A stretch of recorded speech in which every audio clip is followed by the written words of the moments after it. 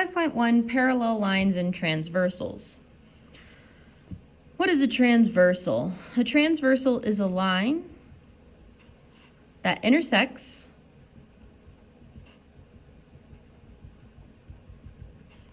two or more lines in the same plane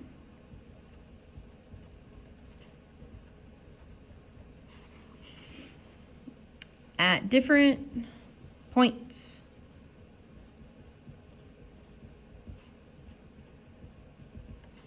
Now, most of the time when we're talking about transversals, we like to talk about them in the context of parallel lines, but it does not have to be parallel lines. So on this picture right here, the transversal is line N. Is an example of a transversal. It's cutting two lines. Even though M and L are not parallel, it's still a transversal. Now, even if it's not parallel lines, you can talk about what's called same-side interior angles. Same-side interior angles definitely have interesting properties if they're parallel, but they still exist. So those are angles on the same side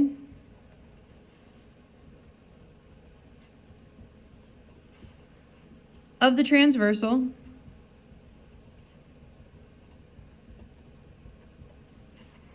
between two lines.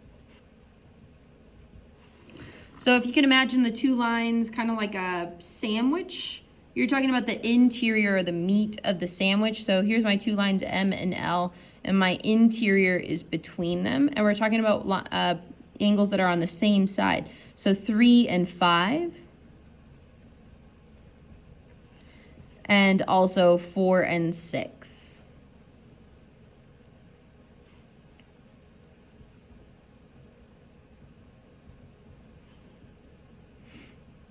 Alternate interior angles. So that's when they're going to be on angles on opposite sides. Just a shorthand, opposite sides of the transversal.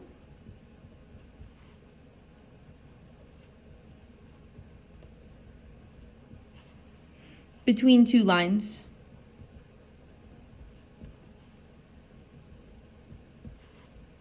So it's going to be inside but opposite. So that's going to be angle 3 and 6 and 4 and 5.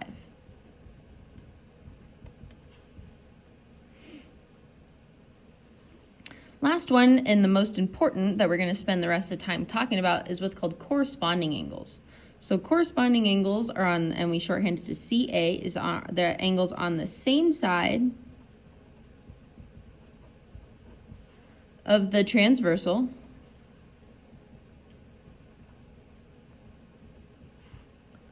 in corresponding position.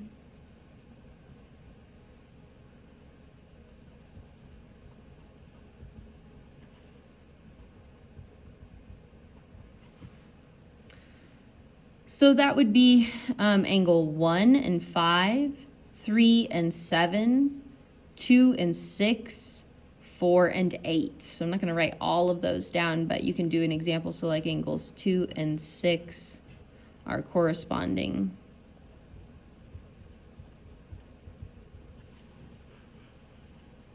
So again, that's kind of the most important one we're going to talk about today. There's a postulate that comes with it called the corresponding angles postulate. So now we're looking at a diagram that's got parallel lines on it. Let's number the angles again. 1, 2, 3, 4. And then let's go 5, 6, 7, 8. So the theorem states, if two parallel lines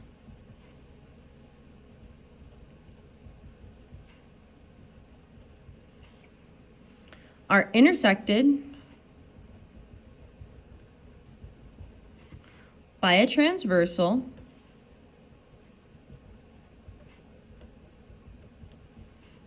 then corresponding angles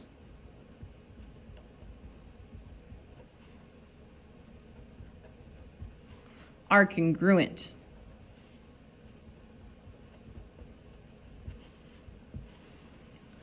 So for proof writing, what you're going to say first is you're going to say that two angles are corresponding angles. So just announce. So let's do one like this. Let's say angle 1 and angle 5 are corresponding angles. So in a flow proof, we would circle that, and that would be the definition of corresponding angles.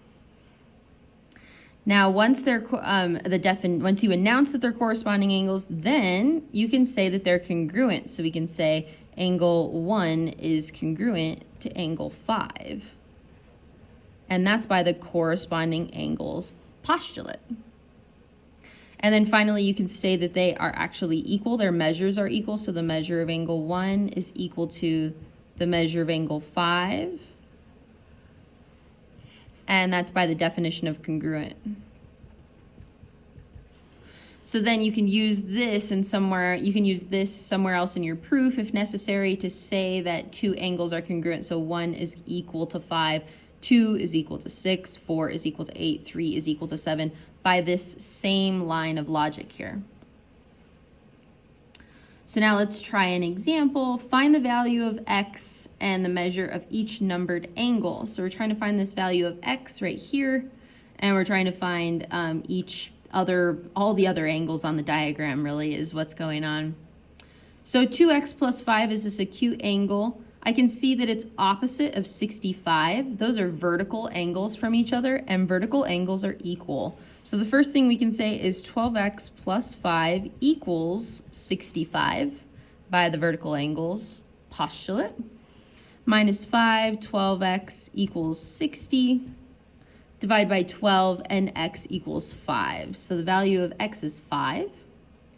I know that this angle is 65 degrees already, and then these two, you can see that they are linear pairs.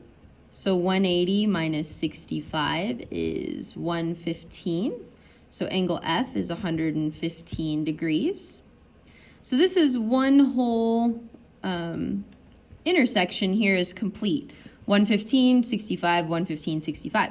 The cool part about this is that if these are parallel, and line A and line C are parallel, then that matches the corresponding parts of the second intersection. So if this is 65 degrees, then angle G is also 65 degrees. Angle 4 is also 115, and angle 3 is also 65. And then we can finish it, and this one is also 115. Thank you.